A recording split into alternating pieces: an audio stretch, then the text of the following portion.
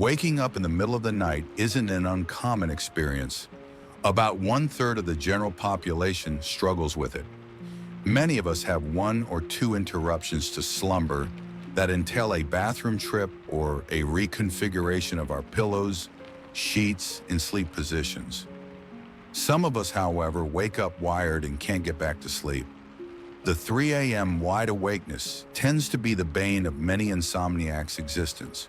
If this is happening to you regularly, here are some possible reasons, plus some strategies to increase your odds of getting better shut-eye. 1. Age. As we age, we tend to have more frequent awakenings from sleep and stay awake longer during those stretches. This isn't a cause for panic, it's just something to be aware of. Relaxation strategies. Think progressive muscle relaxation, light stretching, meditation, and low stimulation endeavors like reading an actual book or magazine, not using an e-reader or phone, can help fill that time and prevent the body from being so overly stimulated that it can't get back to sleep. 2. Blood sugar imbalances. Falling into a hypo or hyperglycemic state during the night has been linked with poorer sleep quality. If you have a family history of diabetes or have been diagnosed yourself, consider consulting with your doctor or a specialized dietitian about a helpful pre-bedtime snack to support stabler glucose levels throughout the night. Some evidence suggests that a small serving of peanuts, other nuts, or nut butter before bedtime may help keep blood sugar levels on a more even keel throughout the evening. 3. Alcohol disrupts our sleep, making it more fragmented and robbing us of the REM cycles essential to emotional processing and memory consolidation. Stopping drinking alcohol at least 4 hours before bedtime can help reduce this negative impact. If insomnia is a regular bugaboo, consider foregoing nightcaps as a standard practice. 4. Caffeine. Even if you fall asleep after having an after-dinner coffee, research shows that caffeine can lead to increased nocturnal awakenings and disrupted REM sleep. Try curbing caffeine intake before the late afternoon or sooner to avoid this. 5. Freaking out. If your response to seeing the clock, or more likely your phone, display 3 a.m. or an equally non-preferred time is to spiral into a panic, this could explain why you can't fall back asleep.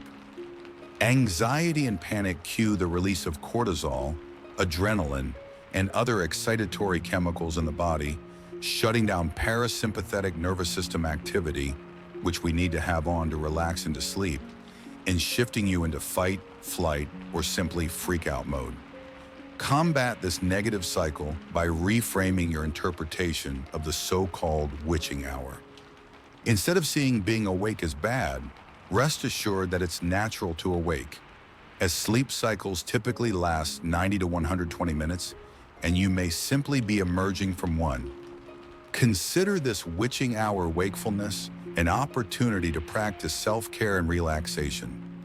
Each of the below strategies can help downshift your nervous system and lull you back into a dreamy state. Box breathing. Inhale fully and hold your breath for 3 to 4 seconds.